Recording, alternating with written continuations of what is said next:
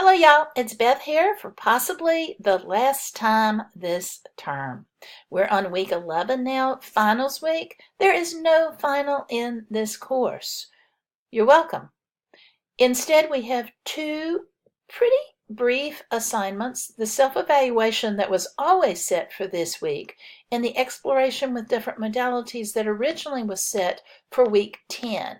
I think it works really well, though, to have these two assignments together, because with the self-evaluation, I'm asking you to look inward, and with the different modalities, I'm expecting you to look outward beyond the box.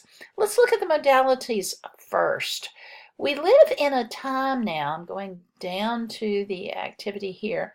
We live in a time in which just prose doesn't seem to be enough. The importance of emojis, of images, of videos, of PowerPoints. I'm asking you to take the thesis from your research paper and translate it literally into a different form of literacy. How can you communicate your thesis in a different way using, yes, some words, but not just words? I've given you here some examples here. I've given you a book here where you can look at this. What is it that I'm looking at? What for ideas and inspiration? I'm giving you some ideas here, some examples, and some directions if you create a PowerPoint, a video, a letter to the editor, a podcast, and examples, as I said. So this will give you some sort of sense of what I'm looking for. If you have any questions, ask me. Then also the self-evaluation, I'm asking you there to actually think of your writing. You've noticed this entire term, I'm a big fan of self-awareness.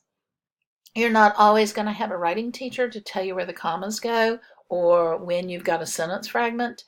But if you know your strengths, your weaknesses, and have a sense of how you're going to work on this in the future, then maybe before you submit a report to a supervisor, you'll think, oh, I need to look at those commas. Or before you collaborate with colleagues, oh, I might need to look at my sentence structure.